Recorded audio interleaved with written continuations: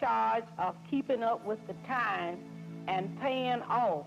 And I went down the 31st of August to try to register. And after I had gotten back home, Mr. Marlowe told me that I would have to go down and withdraw my registration or leave because they wasn't ready for that in Mississippi. My soul is tired of seeing people suffer. I'm very tired of every time I pick up a book or every time I pick up a newspaper talking about somebody that's been shot, somebody that's been killed. This country is coming apart at the seams, and it's up to us to make this a better country. Because to be perfectly honest, it's hard for me to stand up and sing the national anthem. I stand up and I work my mouth, but I don't always come through with the verses. Oh, say, can you see by the dawn's early light what so proudly we hail? Because actually the land of the free and the home of the brave have meant the land of the tree and the home of the grave for so many of us. Is this America, the land of the free and the home of the brave, where people are being murdered, lynched, and killed because we want to register and vote? I don't think there's even a white person under the sun could say they would be patient as long as we've been patient. This is just a lot of crap that folks talk about true democracy of this country, because ain't nobody had it. You hadn't had it because you can't have yours until I have mine. We are sick and tired of being sick and tired. For so many years, Negroes have suffered in the state of Mississippi. And we are tired of people saying that we are satisfied because we are everything but satisfied. This country is sick. And the only way this country will survive is people working like you and like I'm working, is really concerned about human beings of this country. Because other than that, a house divided against itself cannot stand. And the same thing goes with a nation. A nation divided against itself cannot stand. And it's going to take people like you that's concerned about this country that can make a great society. The salvation of this country will rest on your shoulders, all of your shoulders. That's young and determined to see that things will change not only in Mississippi but all around this country for human beings. And before I'll be a slave, I'll be buried in my grave and go home to my Lord and be free.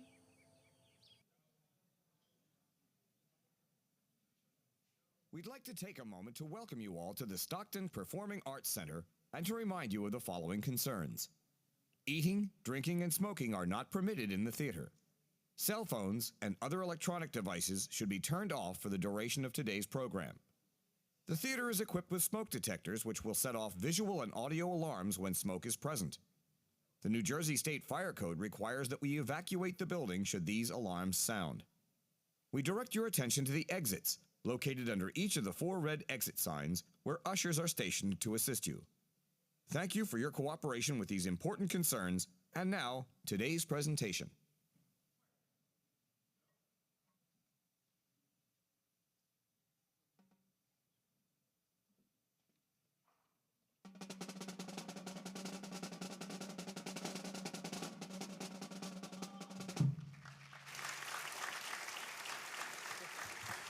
Oh, hello, everybody. I am Beverly Vaughn, and I have the opportunity and the honor and the joy of being professor of music here at Stockton, not only because of that, Because I have an opportunity to be with you today, to talk about music, about who we are, but most of all, to talk about music is opening this symposium, the music of Fannie Lou Hamer.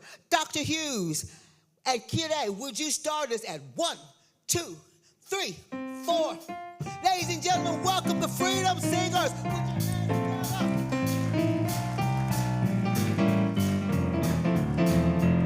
Don't they look good, our Freedom Singers? Here we go. Oh, when I march. When I march up to the polls. Oh, when I march up to the polls. I will cast my vote for freedom. When I march up to the polls. Oh, when you march up to the polls. Oh, when you march up to the polls. You will cast your vote for freedom. When you march up to the polls. Oh, when we march up to the polls. Oh, when we march up to the polls. We will cast our vote for freedom. When we march up to the polls.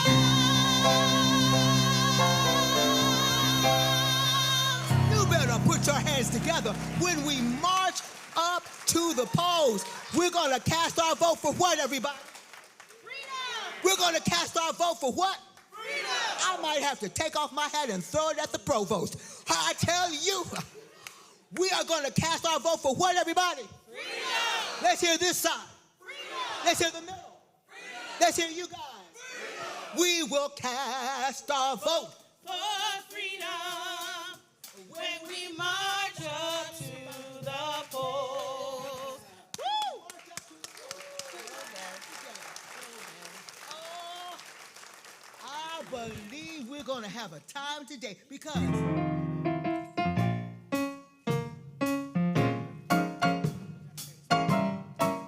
come on, Dr. Hughes.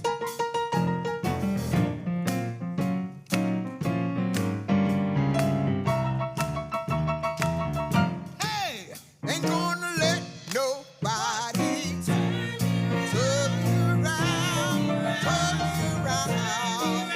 Ain't gonna let nobody turn me around. Oh, I'm gonna keep on walking. I'm gonna keep on walking. I'm marching up to freedom land.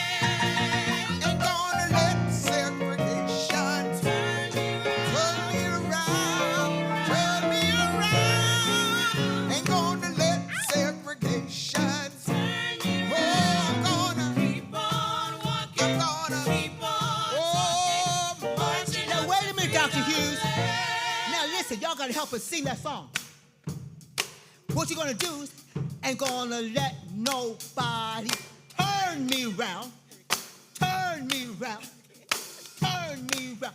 Ain't gonna let, y'all gonna say, turn me round. We're gonna keep on walking, keep on talking, marching up. Here we go, Dr. Hughes. Ain't gonna let everybody persecution turn me around, turn me around, turn me around.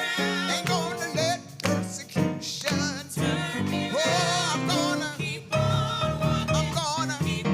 Oh, I'm marching up to freedom land. Oh, ain't gonna let nobody turn me around, turn me around.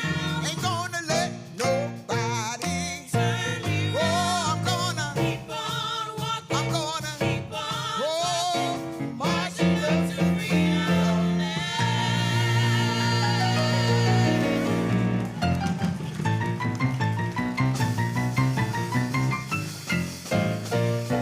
We're gonna march on up to freedom land. How many people believe that in here today? Do you believe?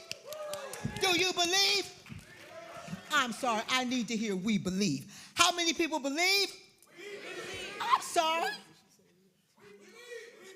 I should ask my dean to come down and say it. Uh-oh. Come on down. How many people believe? We believe.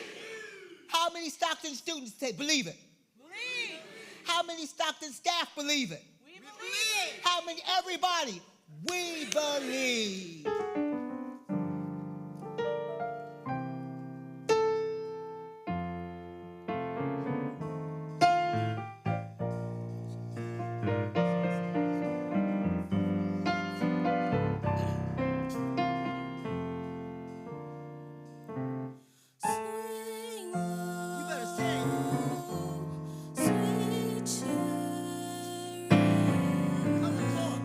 Coming forward to carry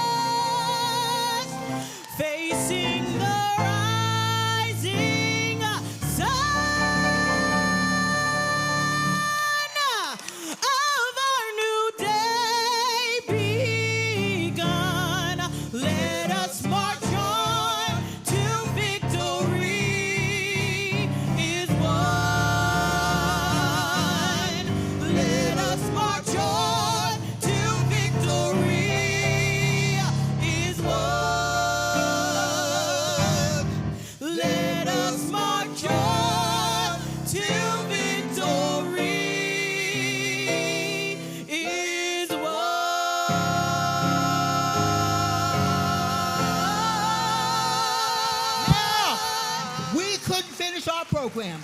We couldn't finish our program without asking everybody to pull out your phone.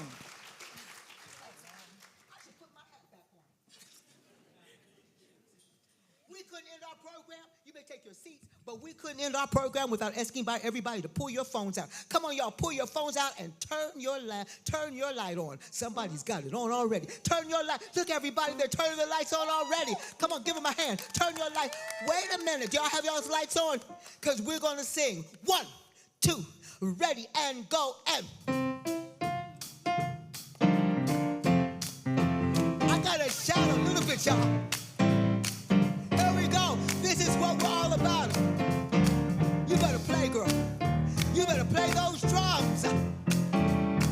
Get ready. Come on, join the Freedom Singers. Here we go. 1, 2, this little light. Let's go. This little light. What you gonna do, everybody? I'm gonna let it shine. I thank you, Jesus, well. This little light of mine. Hallelujah.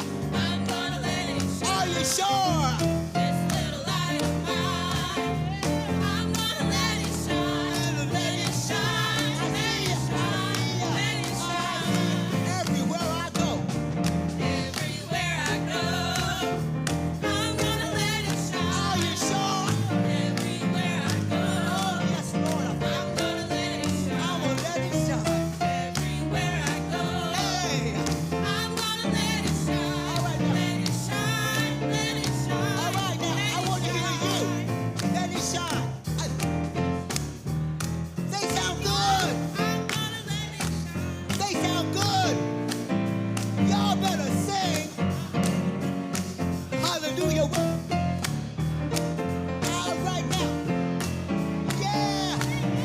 Y'all are singing. Now this is our last verse. We're going to say, let it shine till freedom comes. Here we go.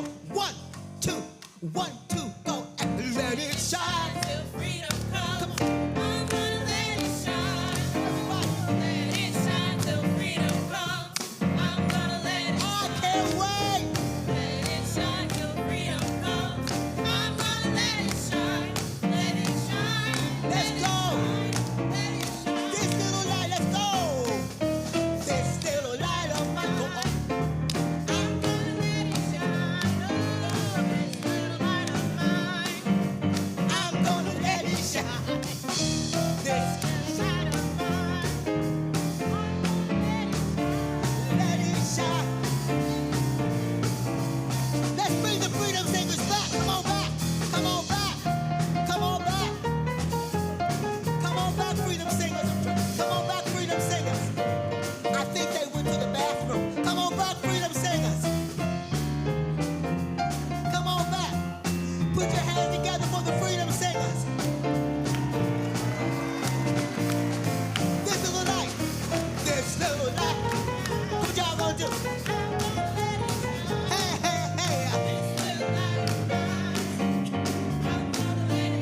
I thank you, Jesus, well.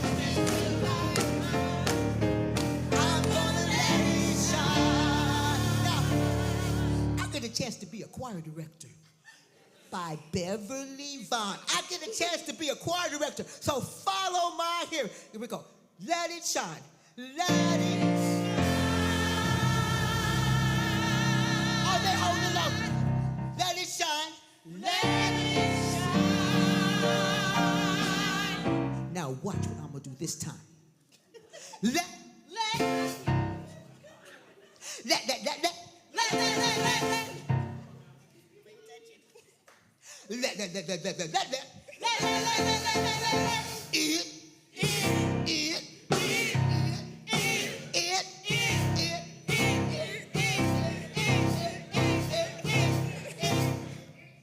Who did that? Who was that? Who was that? Who was that? Let it, our last note, high note, put those hands up. Everybody put your hands up for shine. Let it shine.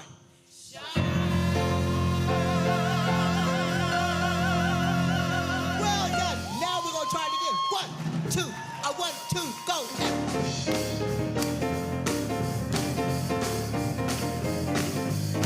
Somebody shouted that light. I see y'all. There you go. Diana Hughes on the keyboard. We thank you for helping on the drums.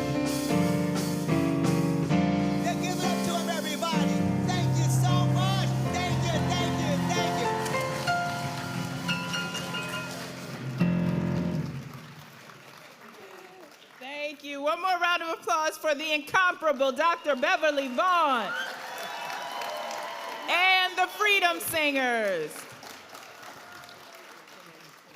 Good afternoon, everyone. My name is Donitris Allison. I am the chair of the Africana Studies program here at Stockton University. And this is our 22nd annual Fannie Lou Hamer Symposium. And we are the only institution that has been lifting up the name of Fannie Lou Hamer for this long in the name of civil rights and social justice. So give yourselves a round of applause for that. So next up, we're going to hear a word from our fearsome leader and president of Stockton University, Dr. Joe Bertolino.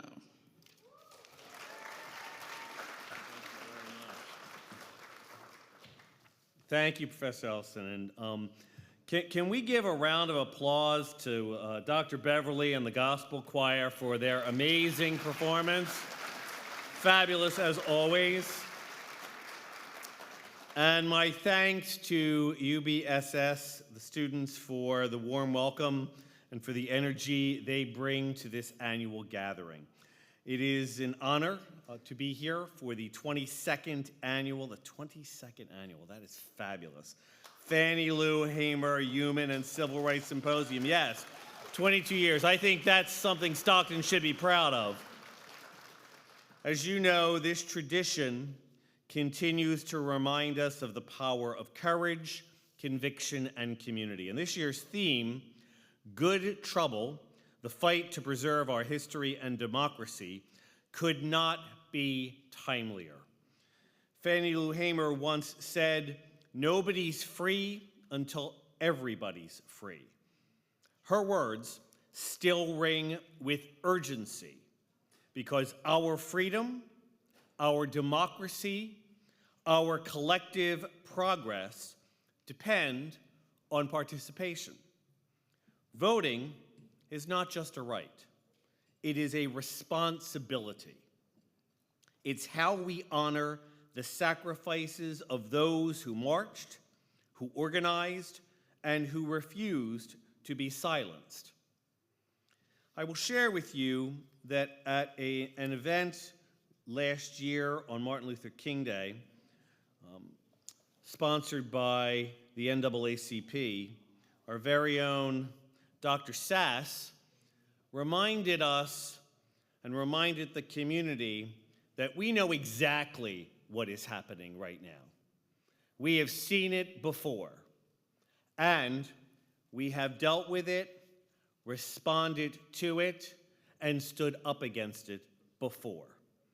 And we will continue to do so.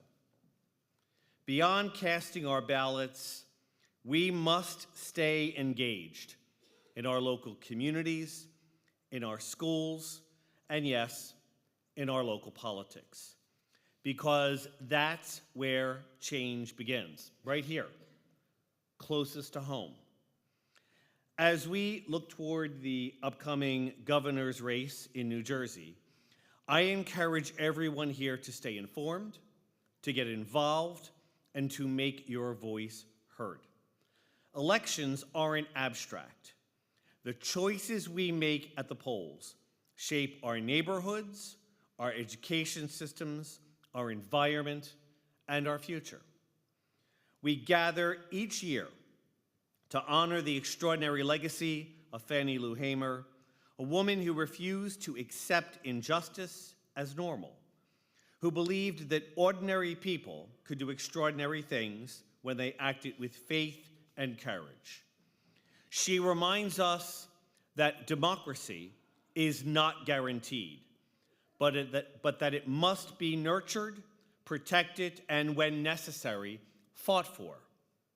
At Stockton, we embrace what we call an ethic of care, a commitment to look out for one another, to lead with compassion, and to take responsibility for the well-being of our communities. It's an ethic of care that echoes Mrs. Hamer's belief that our liberation is bound together and that progress begins when we care enough to act. Her spirit lives on in every effort to expand opportunity, to tell the truth about our history, and to ensure that every person has a voice and a vote. Today, we welcome a leader who embodies that same fearless commitment to justice and truth, Ras Baraka, the 40th mayor of the city of Newark, New Jersey.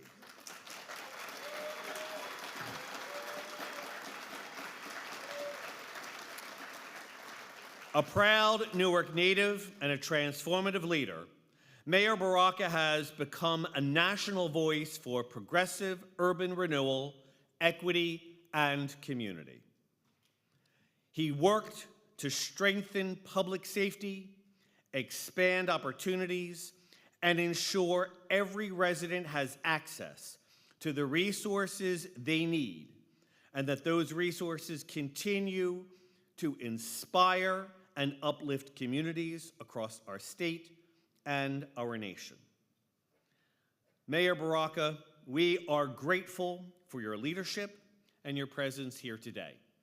As we reflect, celebrate, and recommit ourselves to this work, let's remember, preserving our history and democracy is not just the task of leaders. It is the duty of all of us. So thank you, and welcome to the symposium.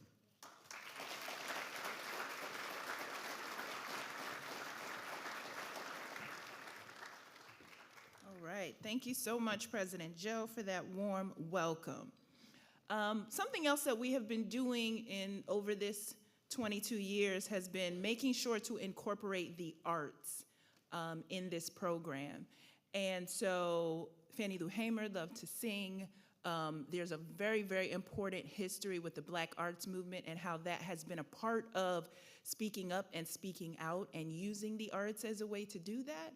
And so as part of our program today, we have a couple of presentations for you. The first one is our student, Kiana Bryan, who is majoring in psychology and minoring in Africana Studies, and she also happens to be the owner of her own dance company, Black Essence Performing Arts. So we are now going to bring Kiana Bryan to the stage.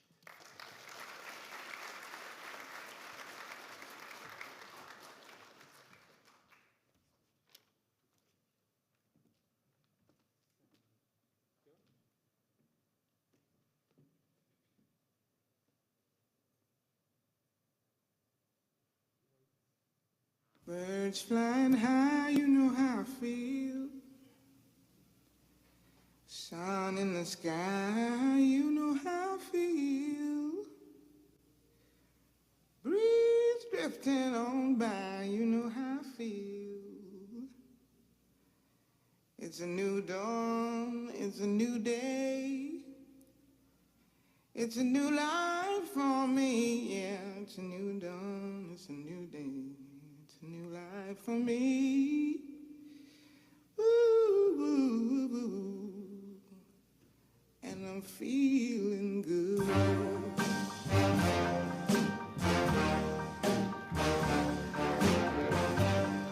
Fish in the sea, you know how I feel. River running free, you know how I feel. Blossom on the tree, you know how I feel. It's a new dawn, it's a new day, it's a new life for me, and I'm feeling good.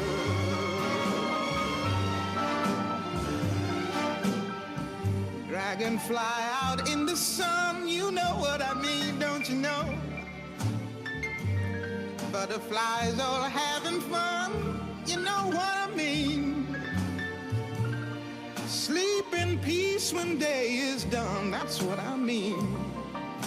And this old world is a new world and a bold world for me.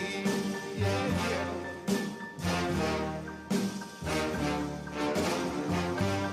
Stars, when you shine, you know how I feel.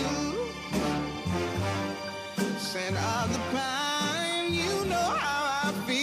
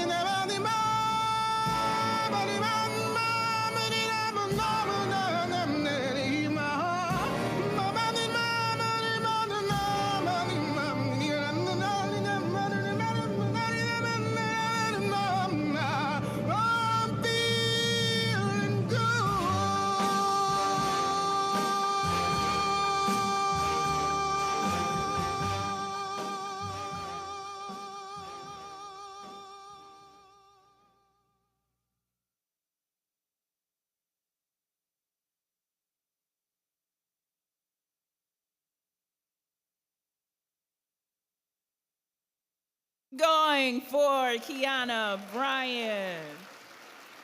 Incredible talent, incredible talent. If you know anything about the great Nina Simone, she was absolutely a freedom fighter. Next, we are first of all proud to say that for at least 20 of this 22 years that we have been doing this program, we have been partnering with the Unified Black Student Society here at Stockton. We are incredibly proud of our students and our student leaders. And so right now, I'm going to bring up Shane Moore, who is Vice President of UBSS, to say a few words of welcome for that student organization.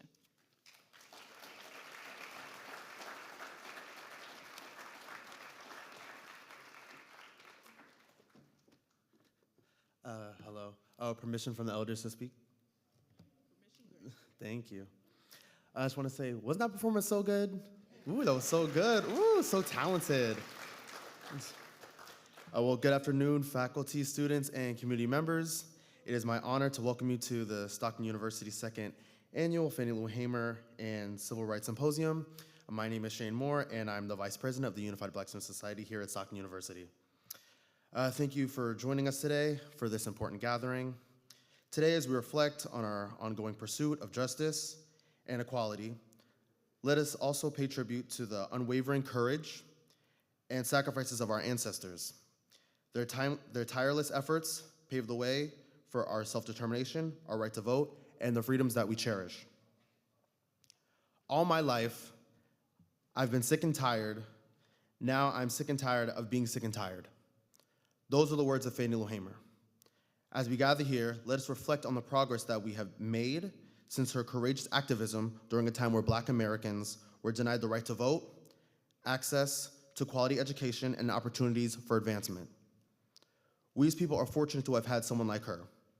Without the strength and perseverance of Fannie Lou Hamer and many others before us, we would not be in the position we are today. So by saying this, I encourage everyone, if you haven't already, to go out and register to vote and make sure you go vote. That is something that we as people, I feel like, take for granted, and we need to take advantage of that, especially with the election coming up soon. And for the Unified Black Student Society and for the Africana Studies program, we must recognize the ongoing fight for justice needs the solidarity of our diverse voices. Thank you.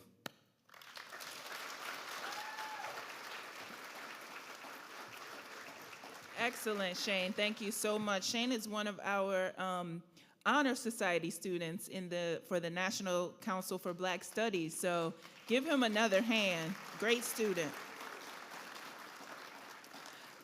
Now, speaking of the ancestors, before we bring our speaker to the stage, we have to pay tribute to the one who laid the foundation for him, and that is Amiri Baraka. So we have another performance in honor of and lifting up the name of Amiri Baraka.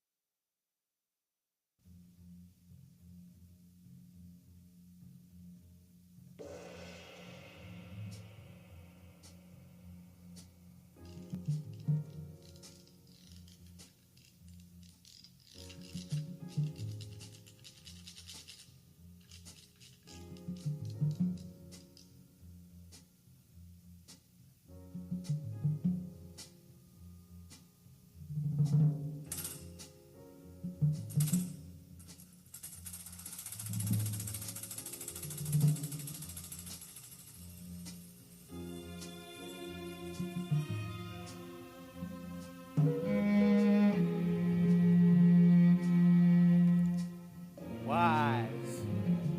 Nobody knows the trouble I've seen. If you ever been somewhere in a land where people, your enemies destroy you and harm you, and they don't speak your language, and they destroy your statutes and your instruments, and they ban your boom, ba boom, then you are in trouble. They ban your boom, ba ba boom.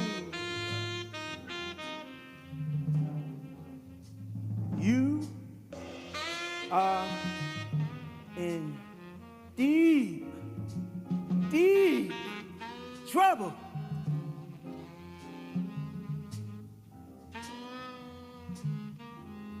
Huh. Probably take you several hundred years to get out.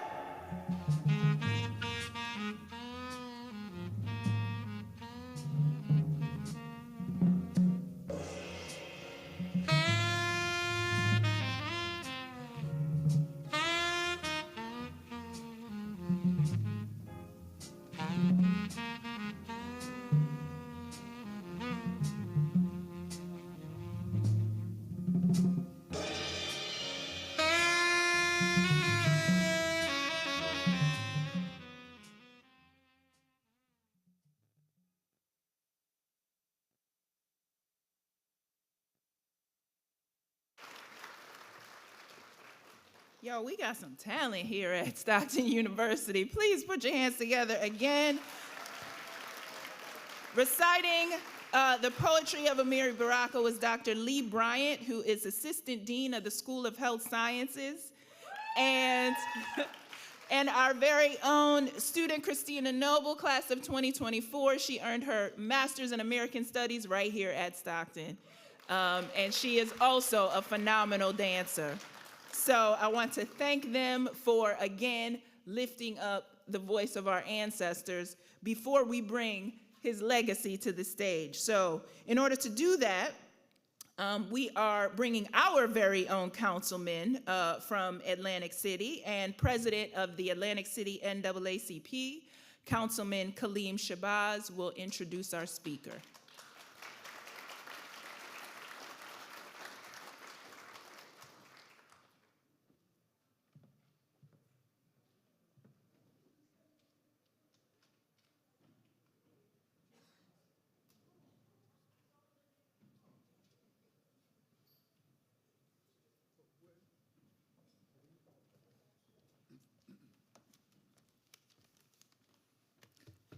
Good afternoon. I've come from Atlantic City, and it is my extreme pleasure and my profound honor to introduce the speaker for this afternoon. I was so engaged back there listening to him. That's why I'm a little late coming out. I want to first of all thank Stockton for continuing to lift up Fannie Lou Hamer and to make sure that we are in the spirit of Fannie Lou Hamer. Our speaker today, I could tell you that he's the mayor of Newark, but you can Google that and look that up for yourself. I can tell you that he is the head of many governmental organizations, but you could look that up for yourself. I can tell you he's entering his fourth term, elected as the mayor of the largest city in the state of New Jersey, Newark, New Jersey. But I think I want to tell you in introducing him to you that he has married social justice, civil rights, and community empowerment with business development. For those people who think that you have to be an advocate and you can't have economic development and economic empowerment, Ras Baraka proves that wrong.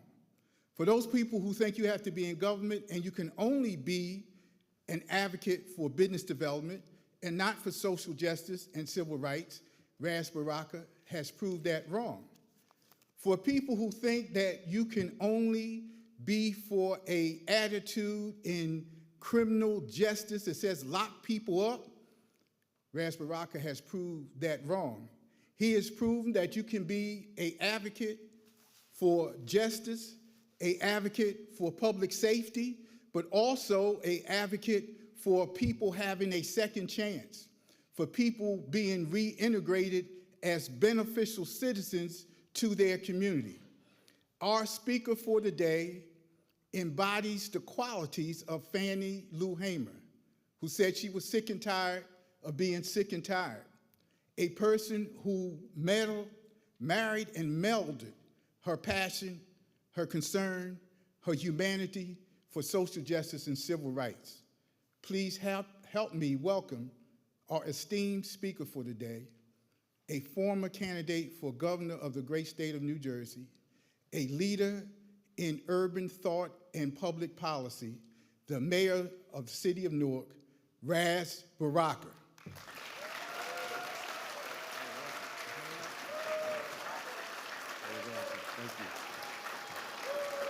Thank you.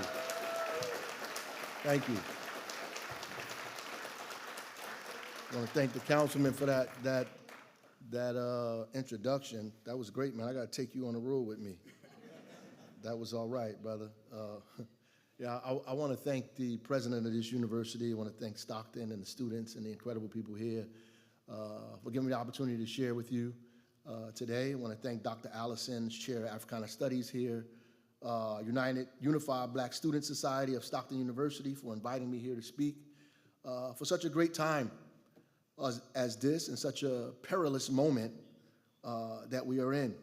It's an honor to speak under the theme, Fight and Preserve Our History and Democracy, especially at this moment in our history when our history is being erased and democracy being dismantled, when autocracy and authoritarianism has become the order of the day.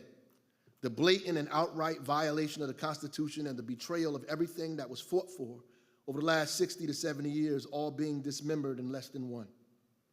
This makes this program this year probably more significant than it's ever been. Probably more important now for us to assemble and talk about what we're discussing today than it has been in years to come.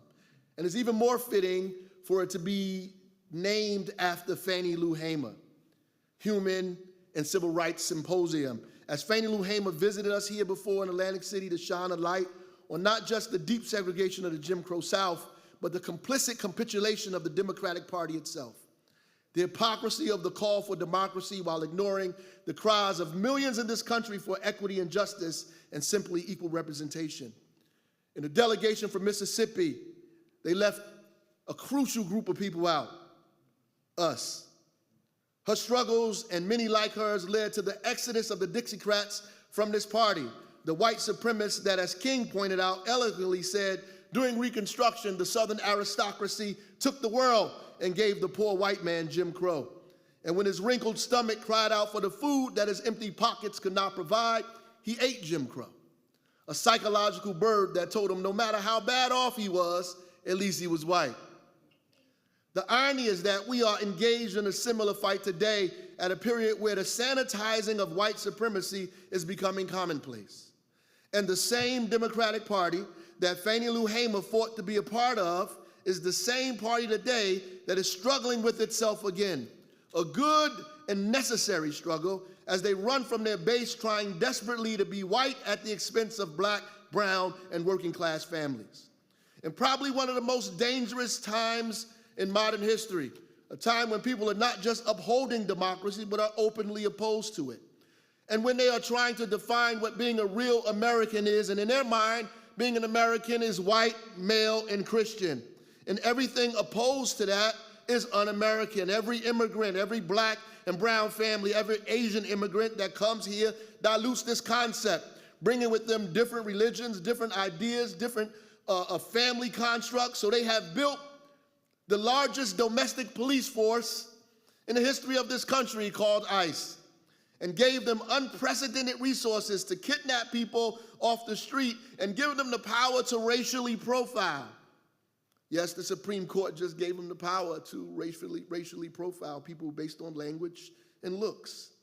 The attack on DEI is a direct attempt to preserve and further this idea, this concept of a white supremacist caste system that is now being pushed by both houses of Congress, as they have the majority, the President of the United States, and being sanctioned by the Supreme Court, a time where the far right, like Stephen Miller, are no longer giving speeches on the outside of the mainstream, but have been given legitimate power in government, where every institution is under scrutiny from higher ed to museums, where so-called radical textbooks are being banned and the people that dare to teach them being banned as well.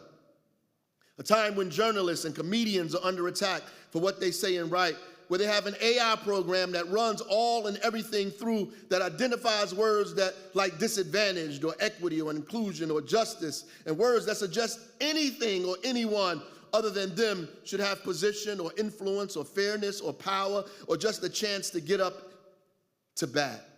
Anything that calls out the systemic and historic ugliness of white supremacy and an economic system that separates wealth, not distributed, that grows the wealth gap and feeds the ultra-wealthy at the expense of our mothers dying giving birth in hospitals. This is a time when we are witnessing the largest exchange of wealth in modern history. The stock market or Wall Street is doing good, but unemployment is growing, especially amongst black women.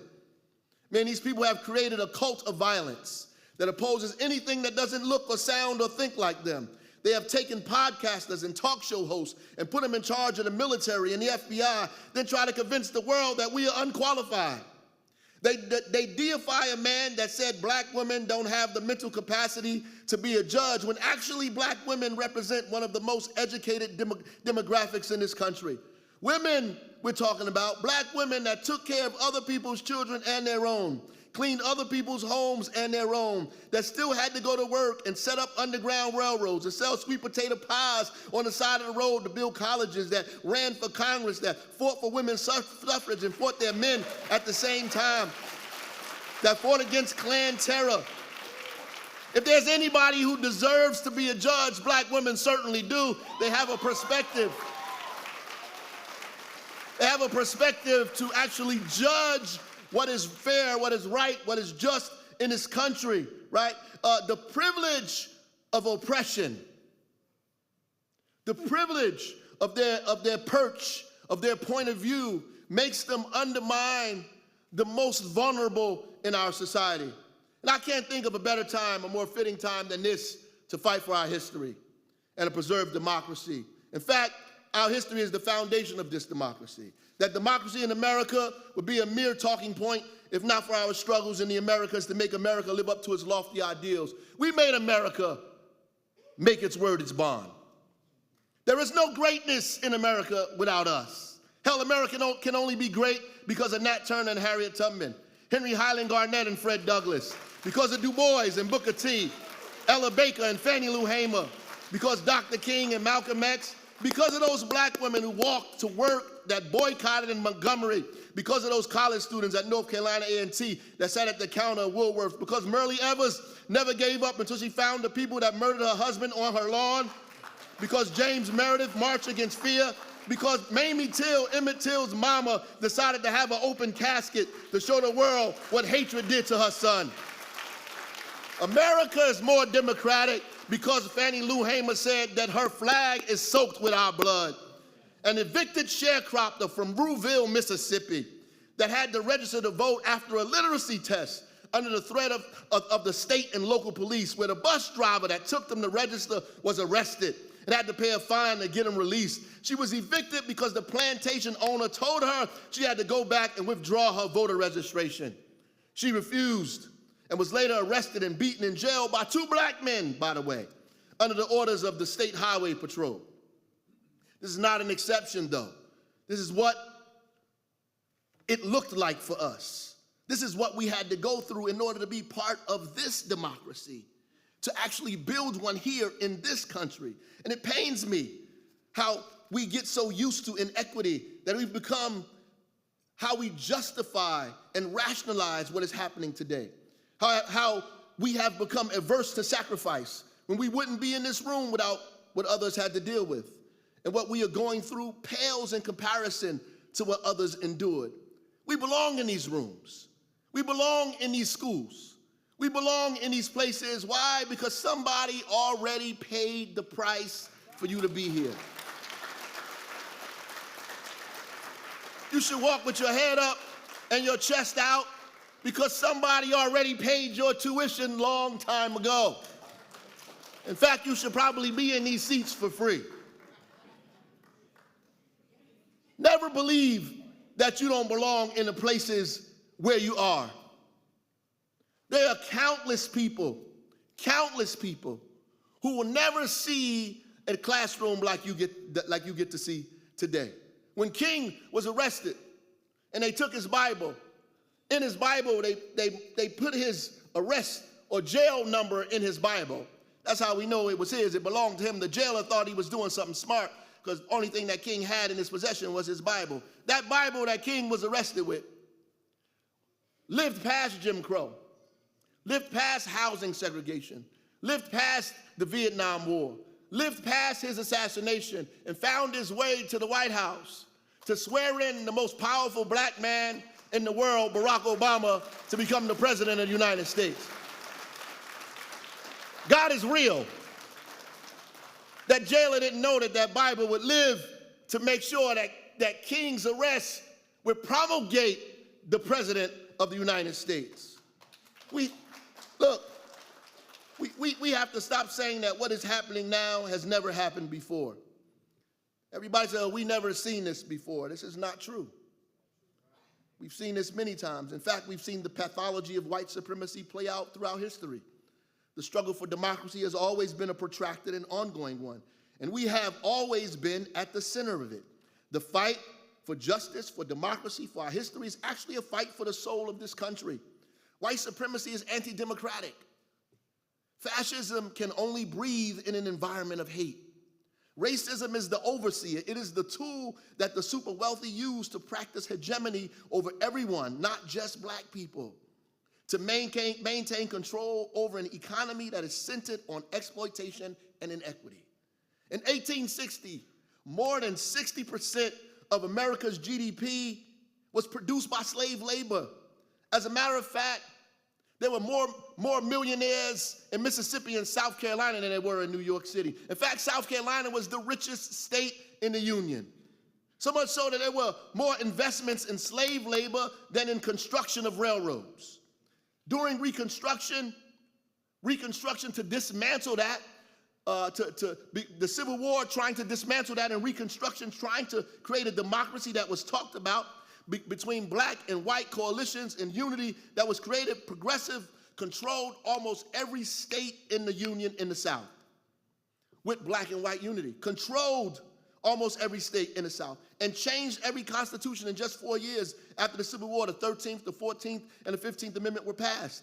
Laws that protected labor, voting rights, created funding for public schools, which started this entire debate about people's taxes because they were afraid that the public sector was being used to empower and fund the progress of ex-slaves. And their answer to this was Klan terror. Klan terror, the burning of people's homes, the increased lynching of black people, and the murder of their white co-conspirators. That's what happened. Viola Luiso was murdered trying to shepherd integrationists around the southern part of New Jersey. Southern part of America. Yeah, New Jersey too. What we're seeing now is just a repeat of what has been happening here from the very beginning. This is nothing new. And it's hard, I know, it's hard leading our folks. It's hard.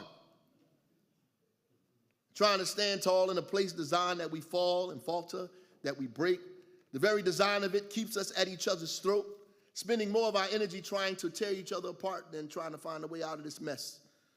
Blaming each other even for our own demise in a system that was created with us losing in mind. But God put the blueprint for our freedom, the power to move obstacles inside of each one of us.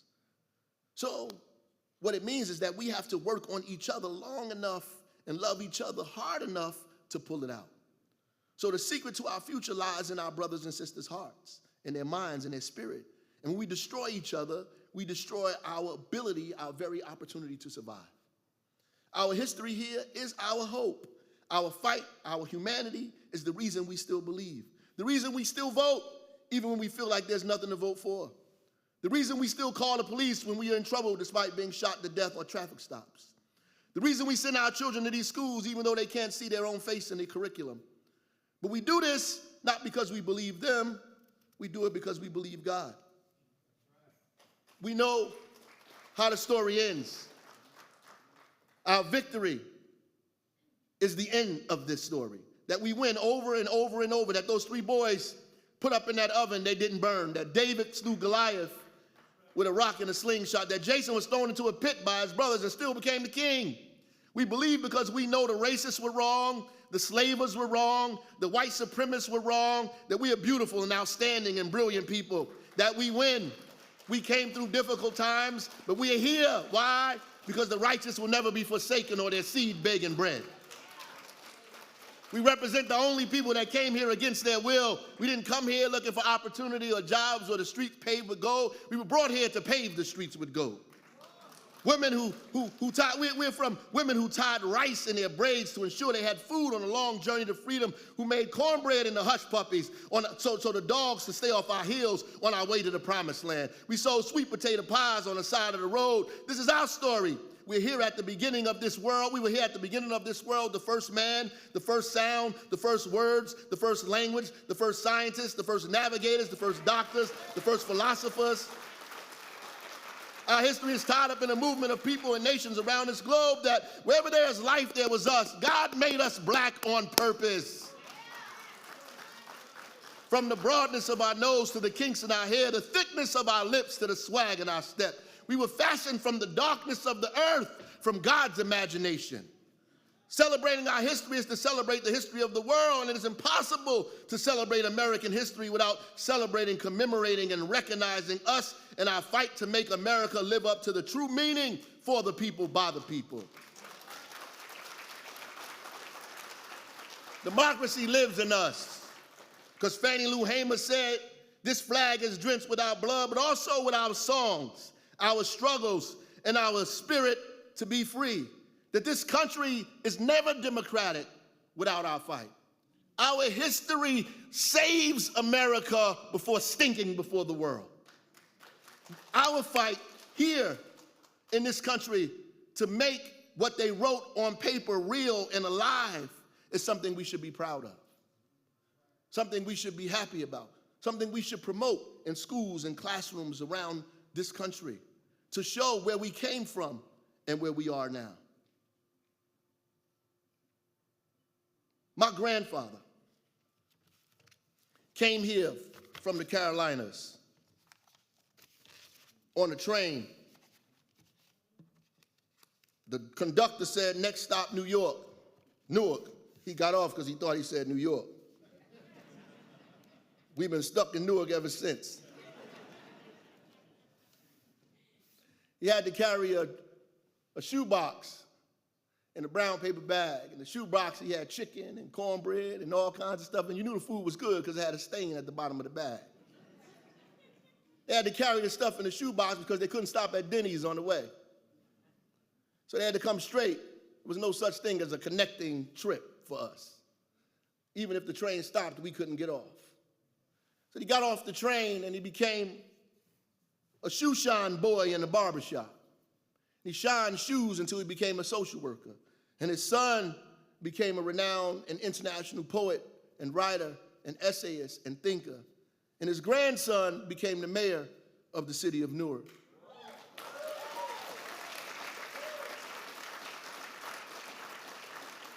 And when I ran for governor, I would often think of him and think of that story because he would have never imagined as a boy in the Jim Crow South that his grandson would actually be a contender, a real contender for the governor of the state of New Jersey.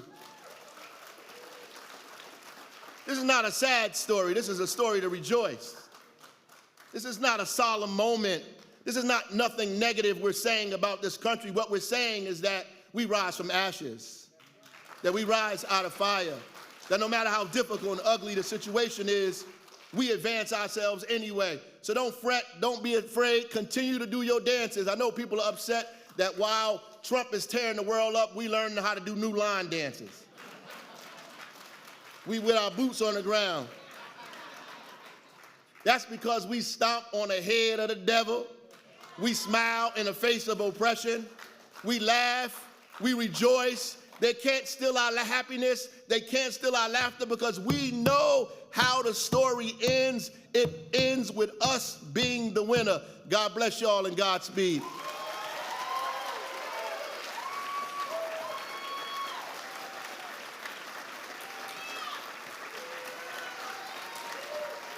Keep it going, keep it going.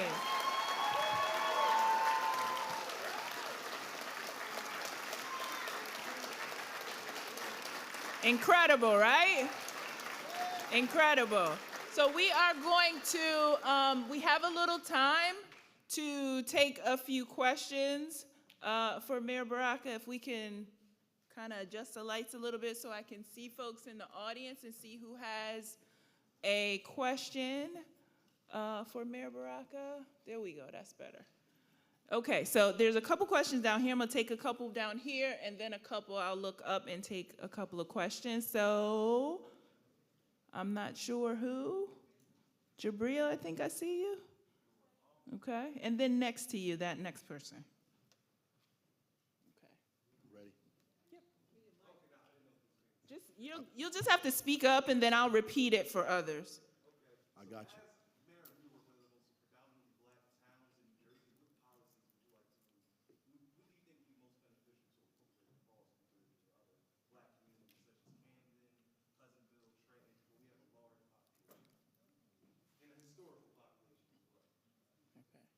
Yeah. You got it? I got it. Yeah, no, I got it. Okay. Thank you. It's a good question. It's a long and thoughtful question. We can have a whole discussion on that by itself. The policies that we need to implement in a place that's designed that we fail. The problem is we are trying to fix something that's not broken. And it's difficult to fix things that's not broken. What we have to begin to try to do is replace the things that already exist. And that takes not just brilliance, it also takes courage, right? Maya Angelou said that the most important virtue is courage because it gives you the ability to practice all others, right? And so you have to do a multitude of things for people who are 7 times more likely dying giving birth in hospitals, right? Whose children are being arrested 17 or 20 times more than other people's children that commit the same crimes, whose life expectancy rate is 10 times less than other people's life expectancy rate. So the work that we have to do has to be centered around all of those social determinants of health, around housing, around access to food, around making the community safe to reduce violence and crime, and keep people alive so they actually enjoy the things that you're trying to build at the same time, right? Be creative, and so you use cities as labs of democracy, the same way we should be using the state. So Trump made a statement and said that the military should be using the inner cities as a training ground. Well, the only training that should be happening in inner cities or cities, period, is democratic training, right? Training us and people how to create an economy, how to create social services, how to create living conditions for people, right? And be creative about that. So that means we have to have the courage to make mistakes, to do things again and again and again, and try it, right? So until we get to something that actually works, right? So if Trump is attacking our ability to have health care, we should be talking about what free health care looks like, what a public option looks like. We're afraid to have these discussions, right? And so there are different people around the country who are having these discussions, and I would say black people, brown people, working people, more than anybody should not be afraid to have these discussions because you don't have much anyway now.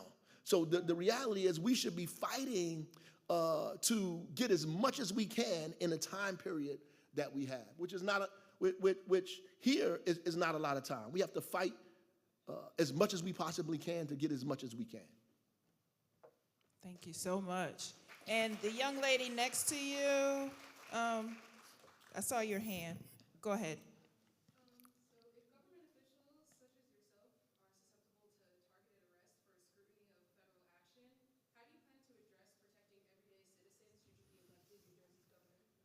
Well, I'm not going to be elected the governor this day. Next time.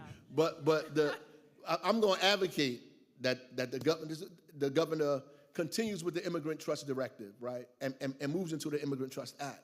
We have to codify these things locally in our state, right, to make sure that we protect the residents, right? We also have to give people access to community-based organizations that provide legal services, provide educational opportunities so they can learn about what's happening, what their constitutional rights are, because what we don't seem to understand, and I think these people are trying to make us not understand, is that the Constitution doesn't say you have due process if you're a citizen. It doesn't say that. It says it has due process for everyone, whether you're a citizen or not, to all. So it means that even if you're a visitor, the Constitution applies to people who are visitors to the United States. It applies to people who are undocumented as well. So if we allow them to attack people and violate people's constitutional rights, who are undocumented, then we're setting the stage or opening the door for our own rights to be violated as well. So we have to begin to understand it and look at it this way. And the people in charge of the state, the governor and everybody else, should look at it that way. We take an oath. When we're sworn in, we take an oath. The oath doesn't say I swear allegiance to the president. It doesn't say I swear allegiance to the Democratic Party. It says I swear allegiance to the Constitution of the United States and the Constitution of the state of New Jersey. So the primary thing that you should be doing is upholding the Constitution in both of those places, right? And the Constitution in New Jersey and in this country does not allow what is happening now to continue to happen. Thank you so much. Was there a hand up here? I see you way up top. You're going to have to speak loudly. Go ahead.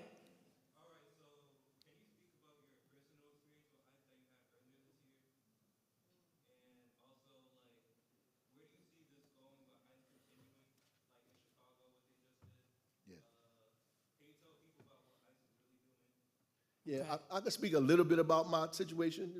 I'm still in court. It might be some people in here. I don't know who you are. And they're videotaping me.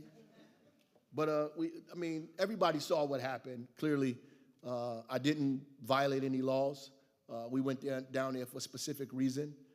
They made a decision to arrest me because they wanted to and because they could. And they did that. They violated my rights.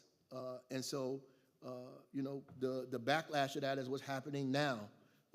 I just left Chicago. I was there when a lot of that stuff was jumping off. I was leaving at that time. I met with the mayor of Chicago and the mayor of Gary, Indiana, and the mayor of Savannah, Georgia, and some other folks were chiming in as well.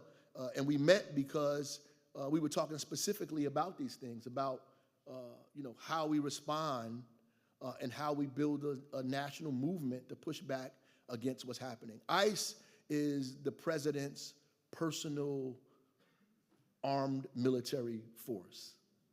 He's using it as his personal attack weapon, right? He's weaponized ICE. He's put more money in ICE than probably any other military institution around the world. He is recruiting people. They are deputizing local police officers to also be a part of ICE, to go out and do their bidding, and they will. This should be scary and dangerous to most Americans and people who visit here, period, or who come here, or who are trying to be Americans, right? It is dangerous what they've created. In Chicago, they actually used a Black Hawk helicopter to begin to drop people down on a building to detain people at 1, 2 o'clock in the morning and then release them. They violated those people's rights in that process. And we are allowing this to happen. Well, people are allowing this to happen because in the name of making the country safe or free from immigrants. Here's the real problem. Immigrants in America constitute a very low percentage of crime. I know this in Newark.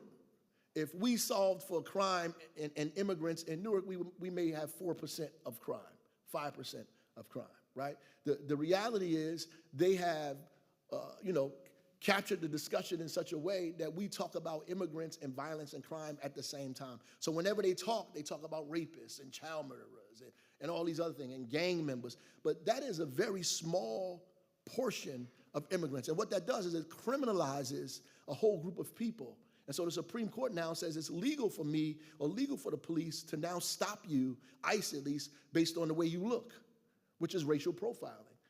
stop you based on the language that you speak, which is racial profiling, right? They've given them the ability to do that and criminalize a whole group of people. And the other side of that is that all immigrants in America don't look like the people you see being tackled on the ground outside of hearings on Fox News, right?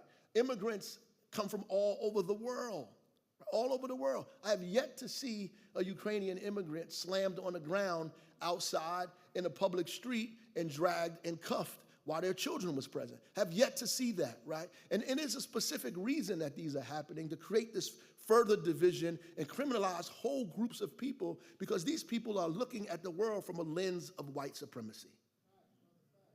That's how they're looking at the world. And because they look at the world this way, they believe that when immigrants come to this community, that they are in fact, polluting, right? Polluting the economy, the society, the community. And so they feel like they have to cleanse that. And that's what's exactly happening in this country right now. And we have to be opposed to it. We have to be absolutely and adamantly opposed to it. No matter what your nationality is, or your language, or your religion, or whatever it is, you have to be opposed to injustice. You have to be opposed to it. This is what you're in school for, to learn how to fight.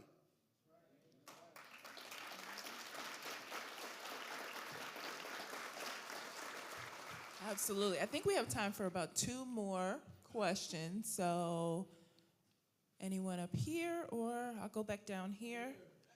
What? Okay. All right. So I see one. All right. I'll take you, Mr. Hunter, and then I'll come back to the student. My question for you, Mary, is what's going to happen in our school systems when it comes to teaching Black history? How can we maintain what we've gained over the past 500 years? Yeah. Well, it was brief, more brief than that. Black studies wasn't 500 years ago, but we just basically won the ability to teach about Black people and women's studies and Chicano studies and labor studies. We just won those things maybe 50 years ago, right? And those things are being attacked because in order for you to promote this kind of autocratic and authoritarian government, you have to diminish people's imagination, diminish people's thought and their ability to socialize and think and empathize with one another. And the humanities and the liberal arts and literature and what we study becomes important for us to understand the world and our place in it, right? And if you want to change people's thinking, you begin to get rid of those things. And that's exactly what's taking place now. That's exactly where we are. So they want to pretend that slavery didn't exist. They want to pretend that my grandfather didn't ride that train running from Jim Crow. They want to pretend that women always had the right to vote. They want to pretend that there was no child labor, right? They want to pretend that there was no women working in factories that were dying. There were no coal miners working in places where they had black lungs and died on the job. They want to pretend that Bull Connor didn't exist, right? That they didn't put smallpox in blankets for Indians, right? They want to pretend that they didn't give syphilis to black people in Tuskegee, right? They want to pretend that these things did not happen, that we didn't have to use the military or the National Guard to walk black kids to school so they wouldn't be spit on, right? They want us to pretend these things did not exist, to sanitize American history. And what that does, it allows for this concept of what they're creating, this white supremacist idea to live, right? And people who love justice, who love freedom, who love equality, who love America, by the way, who love America, begin to push back against these things, because we remember what happened, and remembering what happened informs us that democracy is fragile, that the Constitution is fragile, and the only people that can protect it from breaking apart are the people in this room. Working people protect democracy, that if you leave it in the hands of elected officials and kings and politicians and billionaires, there will be no democracy, because they can live better without your input. That's the fact of the matter, right? And we have to understand that as students. As students have, to me, more responsibility than anybody else. Question asked and answered. Thank you. Go ahead, young man. Hopeless and like meaningless. In your campaign, one of the few times I thought there was some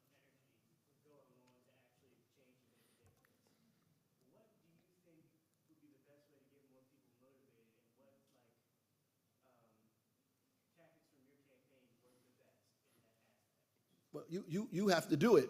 But the tactic that worked the best is the truth. And the things that they told me not to talk about, I talked about it the most. You should stay away from that topic. The reality is those are the topics you lean in on. People get excited because we can't fight extremism with moderation. People, regular working people, they tired of hearing about Donald Trump. We already know hell is hot. What we want to know is how the heck we get out of hell. Right? What do we need to do at this moment, right? And we need to be able to provide pathways for people, right? We gotta go to the barbershop like Harriet Tubman went to the plantation and sing, "Go down, Moses, way down to Egypt land," so they can hear you and come out of that place and make a risk to go to freedom. And that's what people want to do. They want people to fight for them the same way their enemies are fighting for the other side. They want people to fight for them that ferociously, right? Right now, we feel like we don't know if we want to be this way or that way. And when we don't talk with conviction. We don't talk with clarity. We don't talk with optimism. Because leaders do not have the luxury of pessimism. We don't have the luxury of, because I can't take you to a place that I cannot see myself. If I don't think that place is over there, I can't take you there. Harriet Tubman had to shepherd people to a place she never even saw. So she had to have a vision of what it looked like, right? You got to want freedom more than anything else. More than a job, more than a paycheck, more than this, more than that. You have to want freedom more than anything else. And really, they're hoping that we don't. We don't, and your youthfulness gives you the opportunity to still struggle, because when you get older, you get compromised. You start having to make decisions.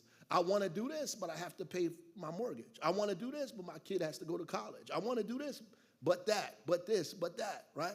And so now is the time where you're freer to do more things than many of your parents can do now.